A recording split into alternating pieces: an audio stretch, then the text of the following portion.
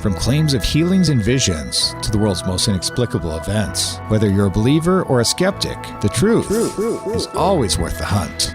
EWTN Radio presents The Miracle Hunter with Michael O'Neill. Welcome to the Miracle Hunter radio show on EWTN Radio. This is Michael O'Neill. I'm the Miracle Hunter.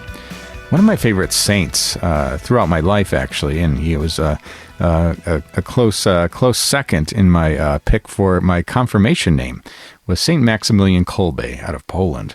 And, of course, you know me with my O apostrophe as an Irish guy, but I'm actually part Polish as well. So I have a great attention and attraction to this saint, Saint Maximilian Kolbe, that great proto-martyr of charity.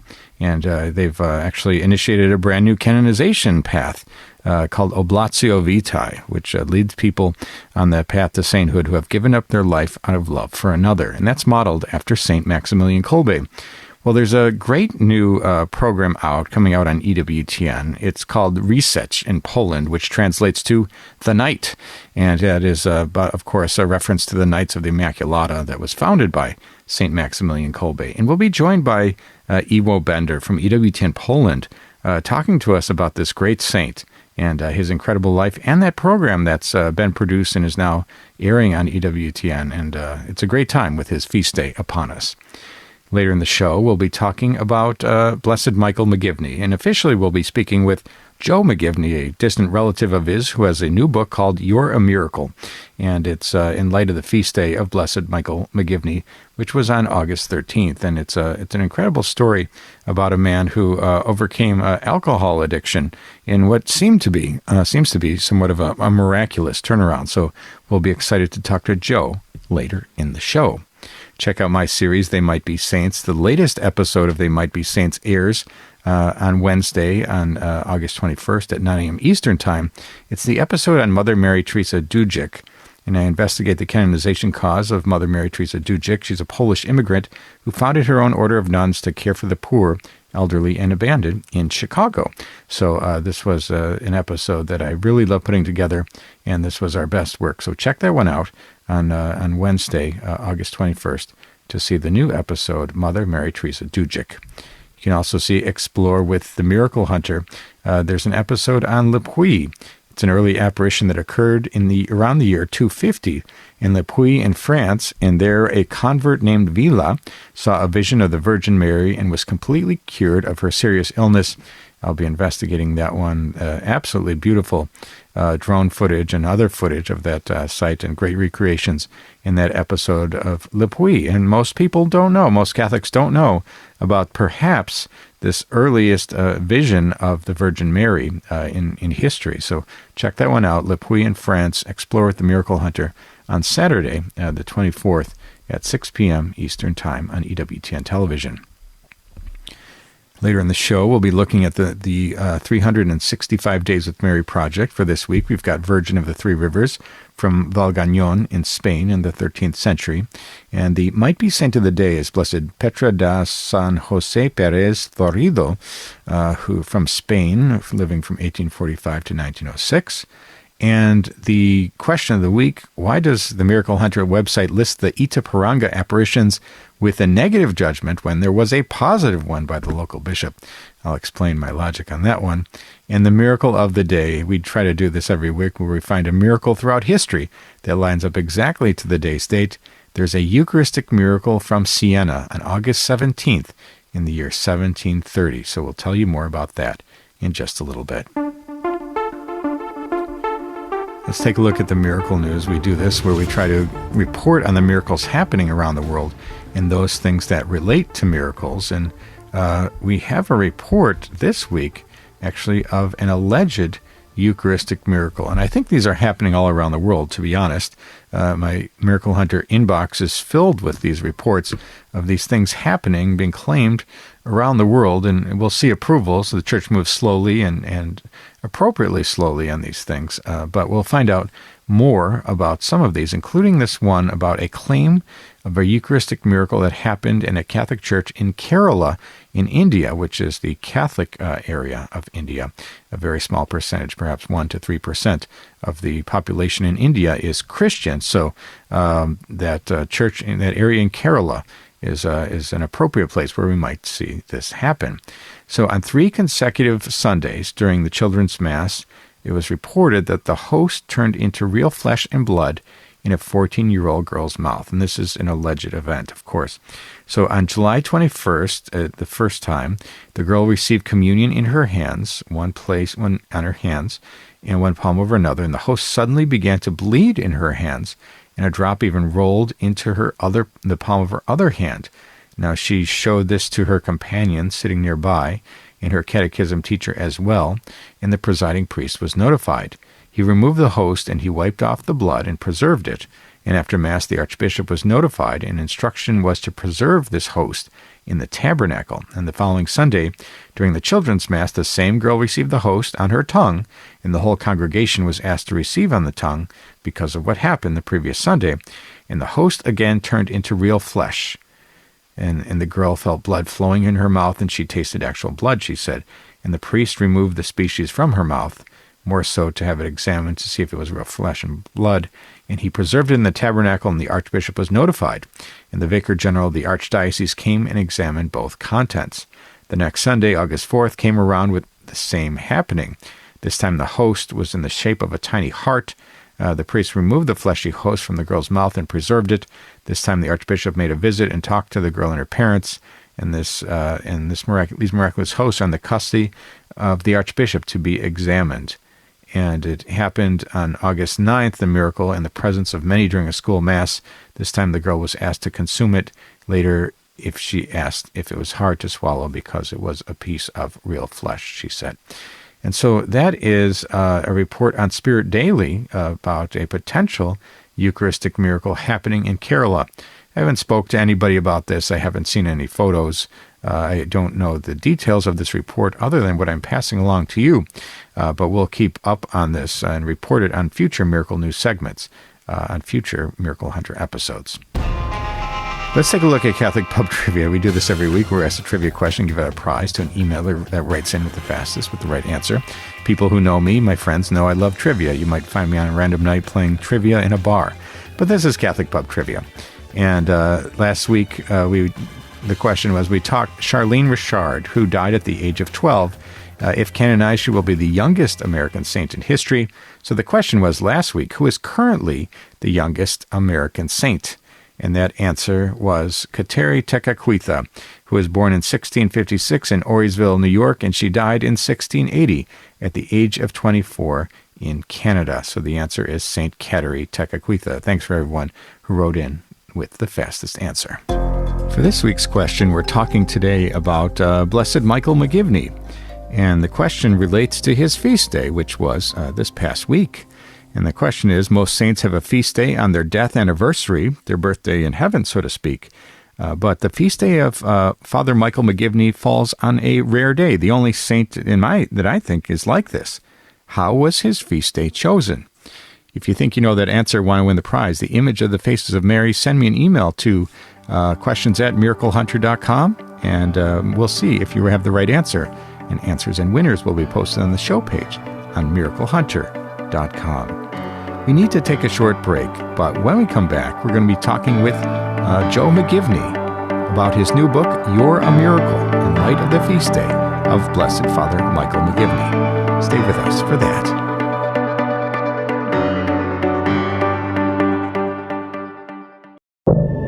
Now, back to the Miracle Hunter on EWTN. Here's Michael O'Neill. Welcome back. You're listening to the Miracle Hunter radio show on EWTN Radio. This is Michael O'Neill. I'm the Miracle Hunter. A few years ago, it seems like a long time ago, in the middle of the pandemic, on Halloween Day, October 31st, 2020, I was there in Connecticut, Hartford, for the beatification of Blessed Michael McGivney. We were there filming an episode of They Might Be Saints, which is aired on EWTN. And he's a great intercessor for me. Personally, I'm a Knight of Columbus, and so I care a lot about Blessed Michael McGivney.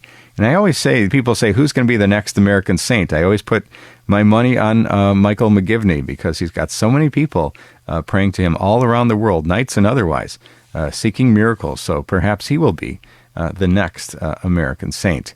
Well, there's a great new book that's out. It's called You're a Miracle: My Story of Alcoholism, Miraculous Healing, and God's Infinite Power and Love. And that comes to us from Joe McGivney, who is related to, he's either a distant cousin or otherwise, he's related to the great future saint, Michael McGivney. We welcome to the program today, Joe McGivney. Thank you, Michael. I really appreciate you inviting me to be on your program. Thank you. Well, it's a great book, and I think so many people are going to be moved by this book. It's called You're a Miracle: My Story of Alcoholism, Miraculous Healing, and God's Infinite Power and Love. And talk a little bit, take us back to the very beginning, perhaps in 2020 or so. What was going on in your life and your health? So back in 2020, I was, like most people, just going along with my life until COVID lockdowns began in March of 2020. And that period just put me into a tailspin, emotionally, psychologically. To give you a little bit of a background, I was a cradle Catholic, but had kind of stepped away from my faith once I went off to college. I'd like to say when I stopped going to church, the minute I didn't have to go to church. And I had never really found this, even though I was raised in the Catholic faith, went to an all-boys Catholic high school, I had never found that connection with God. So anyway, up until then, everything was about me, myself, and I. That was my Holy Trinity. But when COVID kicked in, my fears just spiraled out of control. And my solution to medicating or making those fears go away was to drink from the moment I woke up each morning until I passed out each night. And I did that every single day beginning in March of 2020 until December 30th, 2020, when my body, as a result of my severe alcohol abuse, my body and my mind gave out. And over a period of weeks, I developed a horrific neurological condition called Korsakoff psychosis, of which there is no cure. And for folks that end up in that place that I was in, we spend the rest of our lives in a complete state of psychosis requiring 24/7 care. Wow, incredible. When you were going through those dark times, how did you cope with it? What did you think the future held for you? I couldn't even bear to think what the future held because it was frightening to me. At that point, my income had dropped to virtually zero. The company I worked for, which is a big global financial services firm, had closed every office on the planet. So I had one child in college, one on the way, and like most people, bills to pay, and just the fear of, getting through each day. Was I going to catch COVID? Was I not? Was anyone in my family going to get sick? And again, my only solution was to just increase my level of drinking to a ridiculous point where I was self-medicating, I guess you could say. We're talking today with Joe McGivney about his book, You're a Miracle: My Story of Alcoholism, Miraculous Healing, and God's Infinite Power and Love. What happened next? You might call it a miracle. What turned things around for you? Yeah, so December 30th of 2020, I was rushed to a hospital. My body had given out. I collapsed. And thank goodness my wife, Nicole, was able to get me to the hospital It was COVID, so they, literally met her at the emergency room door with a wheelchair, wheeled me off, and she didn't see me, in person for weeks to come. So over the next 9-week period, I was transferred from one institution to another, and so on, until I was ultimately committed to a locked psych ward in West Palm Beach, Florida, at St. Mary's. And my family was given the news that I had developed this neurological condition of which, again, there's no cure for. And they told my wife, you got to figure out a forever home for him because we can't keep him there anymore. And so while she was scrambling to do that, she found a treatment facility in Lake Fort Worth, Florida, right near West Palm Beach, that agreed to hold me for 30 days until she could find that forever home. So they transferred me from the locked psych ward on March the 5th of 2021. In that treatment facility, it appears that they maybe sedated me and put me to bed that night. And then I woke up the following morning completely healed with no physical, psychological, or cognitive deficit of any kind. So I woke up in this treatment facility, and by the way, I have no memory, of that 9-week period leading up to my miraculous recovery.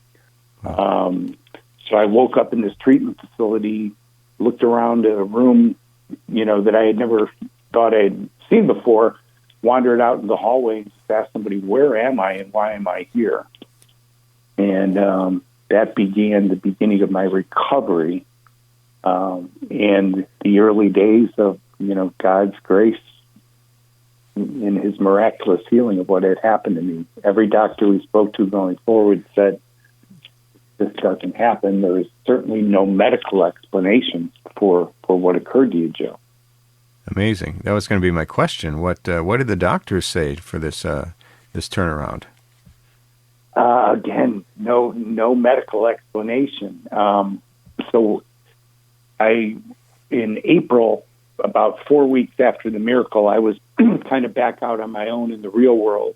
And the first thing I did was go, see a number of doctors, including a physician who had treated me for a few years prior to my collapse. And she had been warning me at that point. Again, I've always been a highly functioning alcoholic. She was one who she really cared for me. It's like, Joe, you're going to drink yourself to death if you don't stop. And she was one of the first physicians I went and saw. And I just looked her in the eye and I asked her, I said, is this a miracle what happened to me? And she said, absolutely. There is no medical explanation. Because in addition to my psychological healing, my brain healing, my body healed as well. My liver enzymes, which were off the charts before this all happened, were now perfect. So I had been doing, irreparable damage to my liver, which again was perfectly healed again. Amazing. We're talking today with Joe McGivney about his miraculous healing, as documented in his book, You're a Miracle. And after things turned around for you, how did you move towards sobriety in general at that point? I'm assuming that it didn't cure your thirst for alcohol, this miracle moment. What did you have to do to sort of get on the right path? For me, my path began when I attended my very first AA meeting inside of that treatment facility. That during that very first meeting, there was a little bit of a God whisper that told me, pay attention now. And, from that day forward, I fully embraced AA. I started attending meetings and so on. And one of the other things that I learned through the 12-step program was that serving others should be a big part of everything we do. And because of that, I finally, even though I had known about the Knights of Columbus and I had known about my family lineage, I had never spent a night. So I decided to join the Knights of Columbus. And the following weekend, I had a conversation with one of my relatives, Aunt Jerry McGivney Gallo. And I shared with her that I had joined the Knights. And I could hear her begin crying and sobbing on the phone. And I said, Jerry, what's going on? And she shared that, she said, Joey, I've never told you this, but when you were sick, I was praying to everybody, to God, to Jesus, to Mary, a relative. She said, but I was feverishly praying to Father Michael. Wow. And that's when all the dots connected.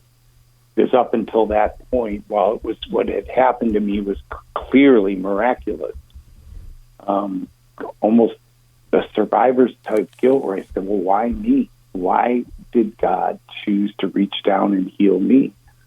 And I became to believe that Father Michael's intercession was likely the cause and the reason for that. Truly, truly amazing. And going forward with this book, what inspired you to put all your experiences down in a book, and what are you hoping that other people going through similar situations might experience from your book? We really wrote the book, and my wife, by the way, Nicole, is the co-author of the book. We wrote it really for, number one, to help raise awareness for the cause of canonization for Father Michael. Number two, to bring hope and courage to not only the individuals that are struggling with alcoholism and addiction, but also to their family members, to maybe help them better understand what their loved ones are going through. And then lastly, I guess, just a beautiful, friendly testimony to God's, infinite power and love. Even in this modern day, prayers are answered. And Father Michael has proven to be a very powerful intercessor. So that's kind of why, those are our whys. Absolutely. And so where can people go to pick up this new book, You're a Miracle? What's the best place for people to go to get the book or to learn more about you?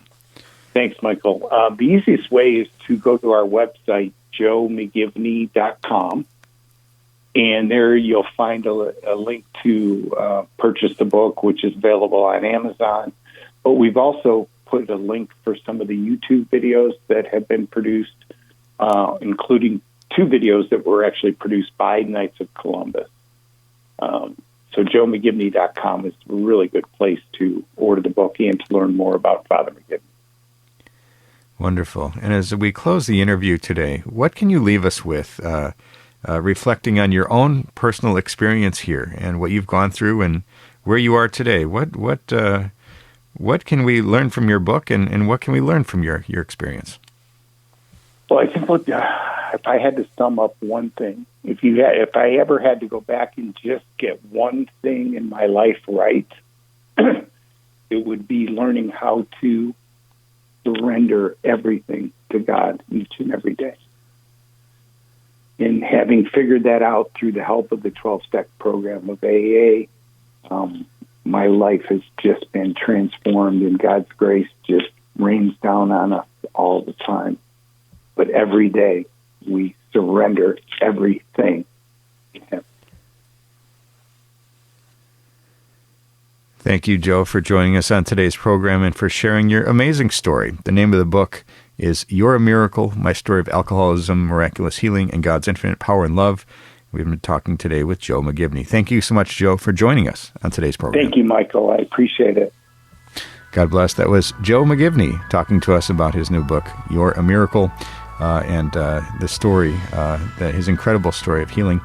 So check that one out. Go to joemcgivney.com for more information on that. We need to take a short break, but when we come back, we're going to be looking at the question of the week. Stay with us for that.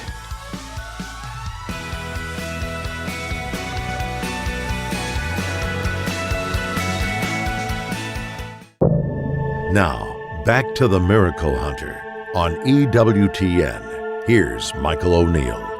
Welcome back. You're listening to the Miracle Hunter radio show on EWTN Radio. This is Michael O'Neill. I'm the Miracle Hunter. Yeah, I love getting your questions. People write in from around the world with questions about miracles happening in today's world and those that have happened centuries ago. I love getting the questions in my inbox. I have a pretty strange inbox, I have to admit. But I also like getting questions when I give talks. So I travel around the country maybe 20 times a year. I speak at parishes or conferences or shrines, and I give a talk. These days I've been speaking a lot about Eucharistic miracles as it lines up to the Eucharistic revival here in the United States. But I talk for about 45 minutes and then answering people's questions after that. And people can invite me to their parish if they go to my website, miraclehunter.com, and click on the Contact tab, and you can send me a message that way. And we'll be seeing if I'm speaking somewhere in your area coming soon. So we had a great question today that came in via email. There was an article on Spirit Daily. The lead article was about Edson Glauber and the apparitions and messages from the Holy Family to his mother Maria and to him. And this is in Itaporanga in Brazil. And the question relates to the fact that there has been a change in that judgment related to the apparitions claimed in Itaporanga, Brazil. And so the question from Lacey, she says, you list these under unapproved apparitions, ignoring the positive judgment of supernatural from the local bishop in 2010, which included in the article today pointing out messages that were given within the time frame of diocesan approval. And your listing appears to say that in 2010 was a negative one, which it wasn't. These facts seemingly contradict your listing as unapproved. Can you please explain this? Thank you very much. I appreciate it. In the hearts of Jesus, Mary, and Joseph, Lacey. Well, thank you, Lacey, for your question. It's a good one. And so this is one of the very interesting cases that was very little known. I have to say that my website, miraclehunter.com, was probably the first of any that I knew of that reported these as positive judgments by the church. So in 2010, the local bishop, after much study, prayer, reflection, observation, and seeing the growth in the faith life of thousands, the local ordinary, Bishop Carlo Gridi, declared a decree of worship favoring Itaporanga apparitions, and in an earlier document called them of supernatural origin. And so this did have the approval of the local bishop. And of course, when we looked at the former norms of the congregation for proceeding and judging alleged revelations and apparitions that came out in 1978, they just updated them this year on May 17th. But the previous document, using that document, this was an approved apparition. And so we saw the statement of the local bishop, which declared it to be supernatural in 2010. Now, what happened in 2017 was a brand new document came out from the local bishop or the dicastery, and they came out and said that it is no longer to be considered approved as supernatural. So even though we had an earlier statement in 2010 in which I listed on my website and called this a supernatural event, or I called it an approved Marian apparition, that was superseded by the 2017 or later judgment. We always have to go by the latest judgment of the local ordinary or of the Vatican if they step in, as they've been doing in numerous cases now since May 17th. But we always have to go with the latest statement of the local bishop, and of course we always have to go with the Vatican statement at any point to determine whether this is actually an approved apparition. So currently, unfortunately, this apparition stands to have a negative judgment, a judgment of constate non supernaturalitate, which is established as not supernatural. So thank you, Lacey, for your question and for your interest in this apparition in Itaporanga in Brazil. But unfortunately, the judgment of the Church, the most recent one, has been that this is not an approved apparition. So thanks so much for your question today. And if you have a question for the Miracle Hunter, you can send me an email to miraclehunter@EWTN.com or questions@miraclehunter.com, and maybe I'll be reading your question on the air next week. Let's take a look at the 365 Days with Mary project. We do this every week where we talk about the Marian devotion of the day as it lines up exactly to the day's date. And we all know Fatima, May 13th, or Lourdes, February 11th, or Guadalupe, December 12th. But believe it or not, there's a different Marian devotion that lines up exactly to the days of the calendar year. It might be a feast day, it might be the commemoration of a miracle, it might be the building of a basilica or other event, but there's a different way to honor Mary every day throughout the calendar year from around the world. So for today's date, we've got the Virgin of the Three Rivers in Valgañón in Spain in the 13th century.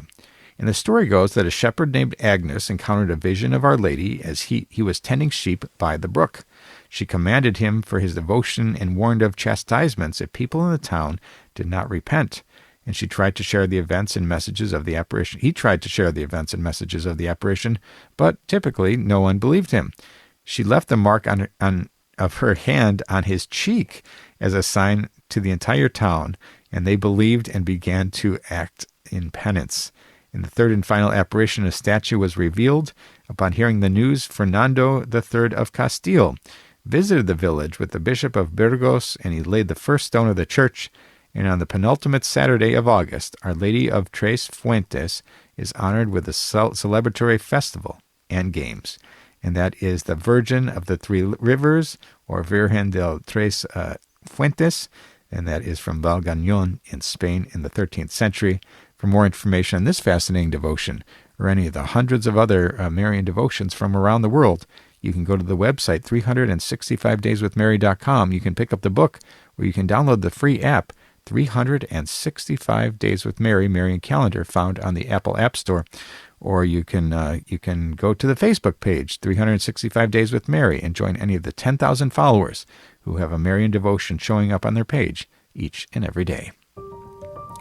Let's take a look at the miracle of the day. We do this every week, where we try to find somewhere in history a miracle that happened on the day's date.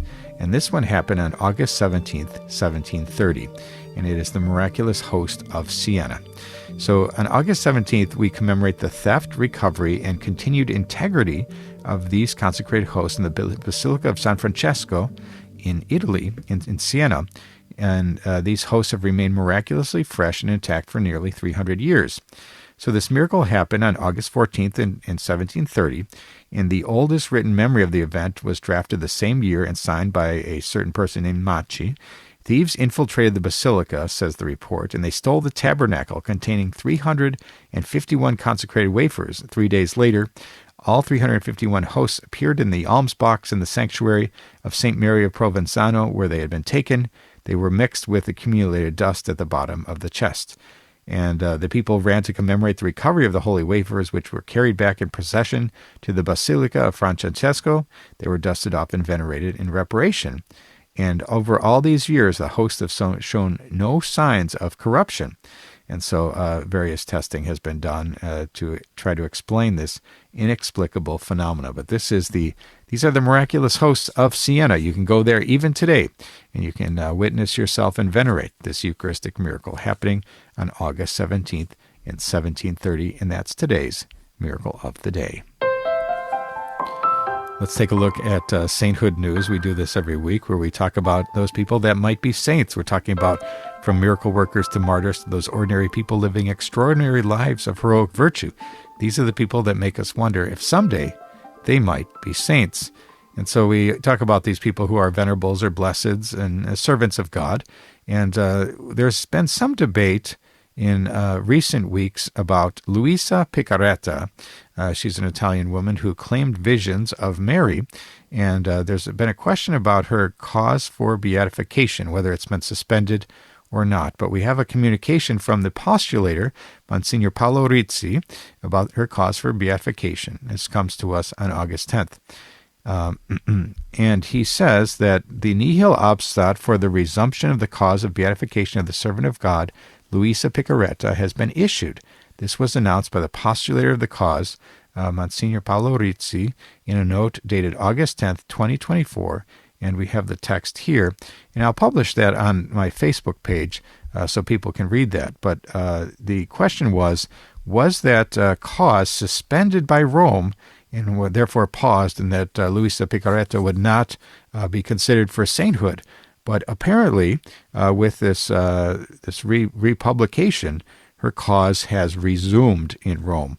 And so it is possible that despite perhaps her visions being considered to be not supernatural, that her cause for canonization is still underway. So go to the Facebook page of The Miracle Hunter to read this entire document that talks about the cause for canonization coming out from the Dicastery for the Cause of Saints for Luisa Picaretta.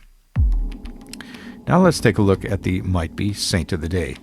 We do this every week where we look at the Might Be Saint of the Day. That's a person on the path to sainthood, a servant of God, a venerable, a blessed, whose death anniversary or feast day is on today's date.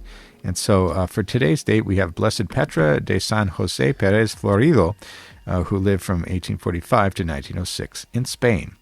And she was born on December 7th in 1845 in Valle de Abdalajis in Malaga in Spain. And she was born as Ana Josefa Perez Florido. And she's the youngest of 5 children born to Jose Perez and Maria Florido, and her mother died when the girl was 3, and her paternal grandmother stepped in to help raise and educate her, and Ana developed a devotion to the Virgin Mary and Joseph. And that time was a time of arranged marriages, so her family received multiple proposals but turned them all down. Ana was overjoyed as she had felt an early call to religious life, but her family objected and prevented her from joining the Little Sisters of the Poor. In 1872, her father finally relented and approved her vocation. He died on January 11th, 1875, and Ana began supporting the elderly and neglected people in her city.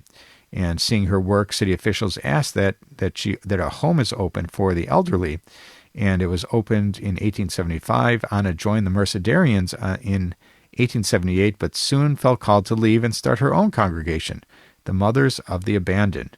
She received approval from her bishop in 1883 and from Pope Leo XIII in 1891, and she took the name Petra of St. Joseph and made her perpetual profession in 1891. She spent the rest of her life leading and growing the sisters, mothers, and they continued their good work in at least 8 countries today. And she died in Barcelona in 1906 of complications arising from diabetes, and she was buried there and reinterred in 1920. She was beatified in 1971 by Pope Paul VI, and in 1994, Pope John Paul II declared her a blessed. With one more miracle, she will go from being known as Blessed Petra to Saint Petra, and that is today's Might Be Saint of the Day.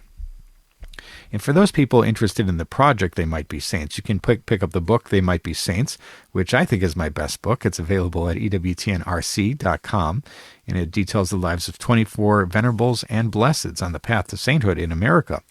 And you can also watch my program, They Might Be Saints, which airs every Wednesday.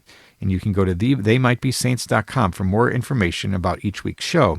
And this week we're looking at the life of Mother Mary Teresa Dujic, and investigate the canonization cause of Mother Mary Teresa Dujic, a Polish immigrant who founded her own order of nuns to care for the poor, elderly, and abandoned in Chicago. So check that one out on this coming Wednesday at 9 a.m. Eastern Time on EWTN Television. We need to take a short break, but when we come back, we're going to be speaking with Iwo Bender from EWTN Poland about the brand new film, The Night, about St. Maximilian Kolbe. Stay with us for that.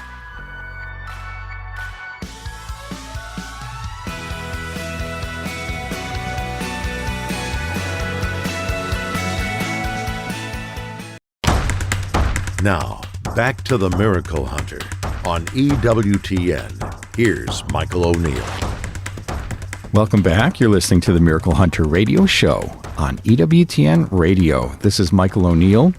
I'm the Miracle Hunter. On this show, we talk a lot about saints on this program. We talk about miracle workers and martyrs. And one of the most famous martyrs in the history of our modern Catholic Church anyway, is St. Maximilian Kolbe from Poland. And I always like to comment that I'm Irish. You can judge it by my last name, my O apostrophe, but I'm actually Polish as well. So he's one of my very favorite saints, St. Maximilian Kolbe. And his feast day is upon us, so it's a great time to talk about this great martyr saint, this proto-martyr of charity. In fact, they established a canonization path called Oblatio Vitae, the willful giving up of one's life out of love for another. That's kind of modeled after St. Maximilian Kolbe's own sacrifice there in Auschwitz. We're so excited today to be joined by Iwo Bender from EWTN Poland. He's the manager of Central and Eastern Europe, and he's here to talk to us today about a brand new program called Ree-setch. In Polish, it's called The Night in Poland, and of course, that refers to the Knights of the Immaculata, founded by St. Maximilian Kolbe. Welcome to the program today, Iwo. Well, thank you. Thank you for having me. It's a pleasure. Well, it's wonderful to have you here today, joining us all the way from Poland. And I was very excited to see this production coming out of Poland with the support and involvement of EWTN Poland. Tell us a little bit, what inspired the making of this film? Well, so when I was talking to Father Gonsalczyk, who is a Polish priest, who was the sort of the person who came up with the idea and produced the film ultimately, he said that the first inspiration came to him when he visited a village which is near the camp at Auschwitz, and they're building a shrine there that is going to be named the Shrine of Victorious Love. Okay, so next to this hell on earth, to the place where millions were murdered, there will be a shrine to victorious love. Love that conquers all, that love that conquers evil. And this is so beautifully exemplified and personified by Saint Maximilian, who showed his ultimate love by giving his life for a fellow prisoner in this most horrifying place on earth. Yeah, that's an incredible thing that they'll build a shrine in that place. And most Catholics know the story of Saint Maximilian Kolbe and his sacrifice at Auschwitz. It's so famous. It's well known. What most people don't know, and I think in what this film, The Night, will shed some light on, is his earlier life and some of his work in the media and otherwise. When we talk about Knights of the Immaculata. Tell us a little bit about the early life of St. Maximilian Kolbe and perhaps how it led to some of these his later ministry and his life. So he was born in a small working class town, a sort of a factory town. His parents were very pious.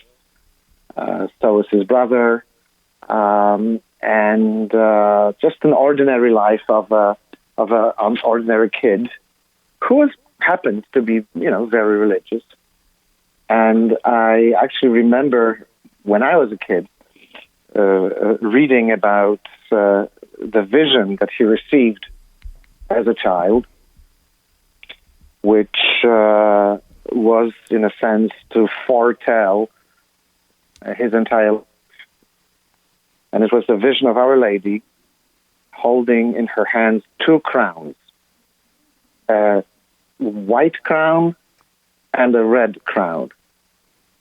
And the future saint somehow knew that the white one represents a saintly life and becoming a confessor, and the red one represents martyrdom. And so instead of choosing one, he reached out for both of them. He dedicated his life completely to the Immaculate, and he started the knighthood or the militia Immaculata when he saw these blasphemous atheistic demonstrations outside of the Vatican in Rome.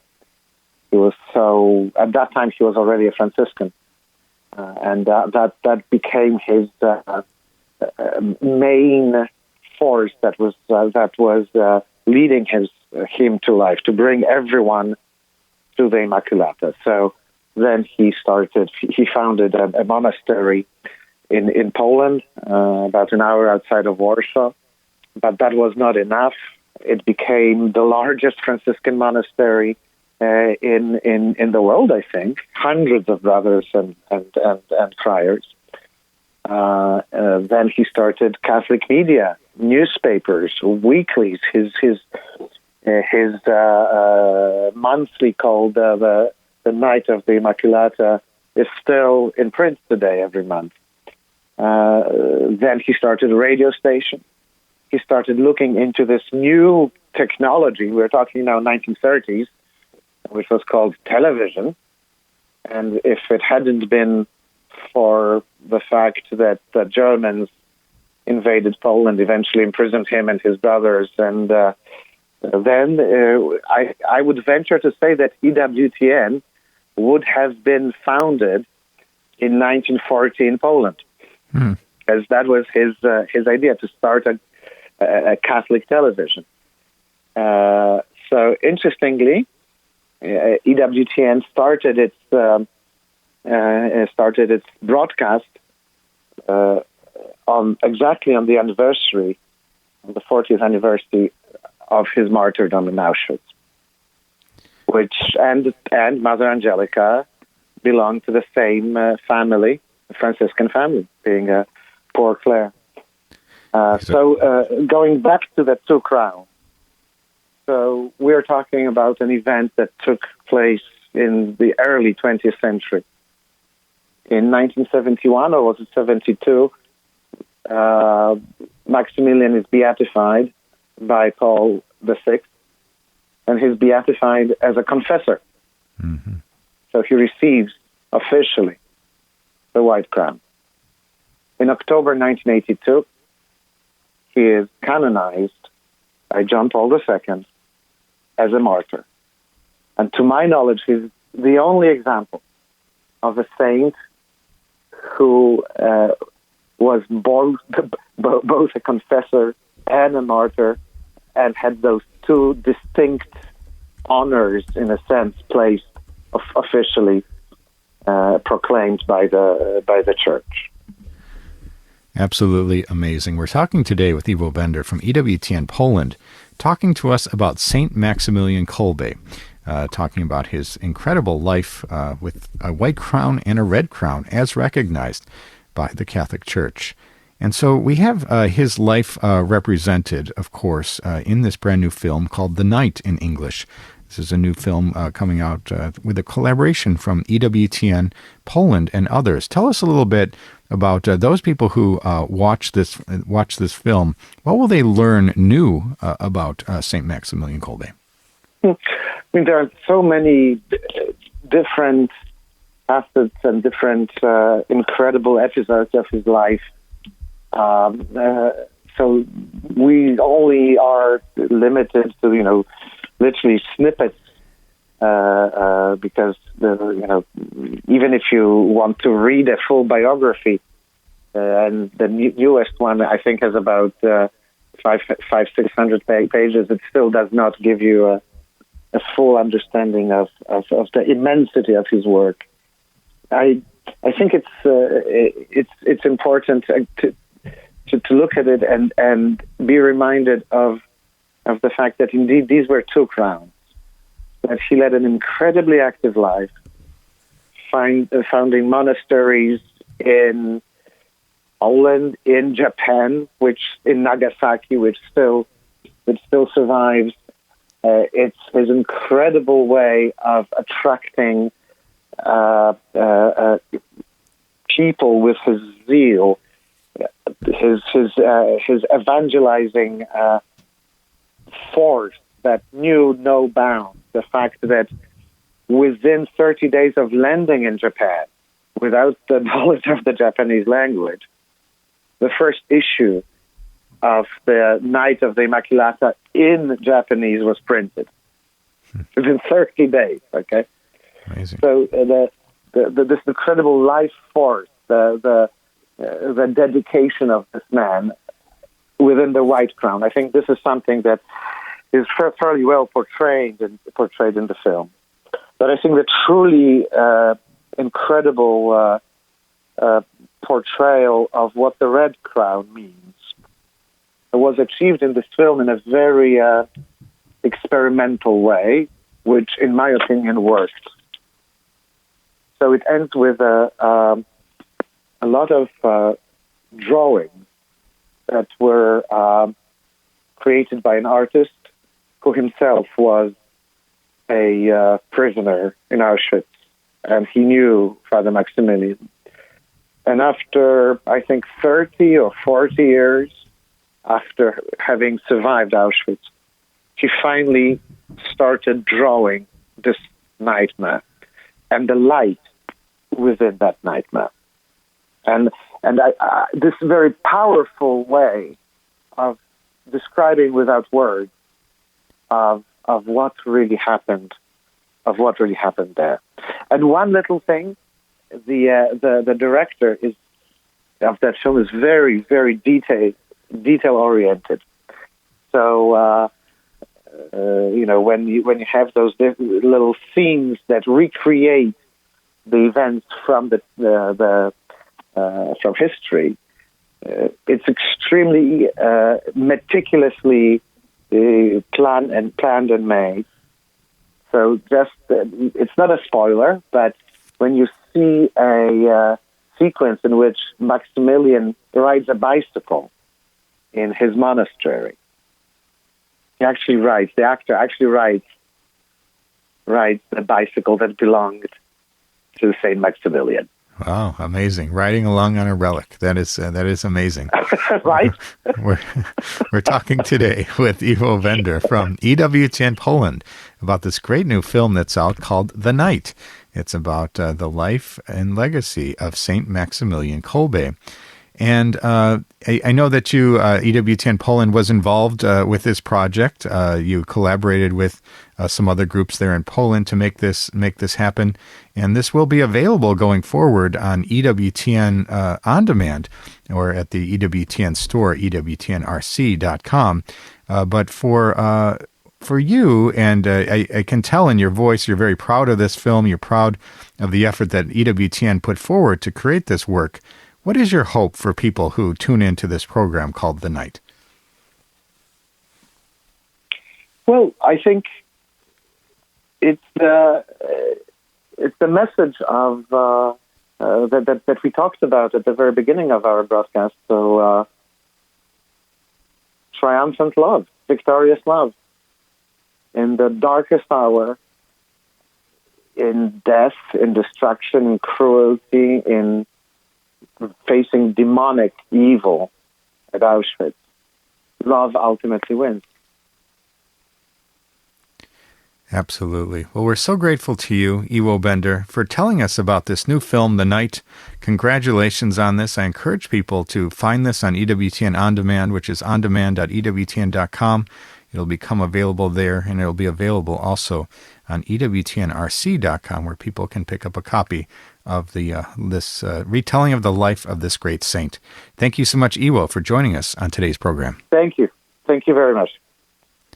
God bless. And that was Iwo Bender from EWTN Poland talking to us about The Night, this new film on EWTN about Saint Maximilian Kolbe.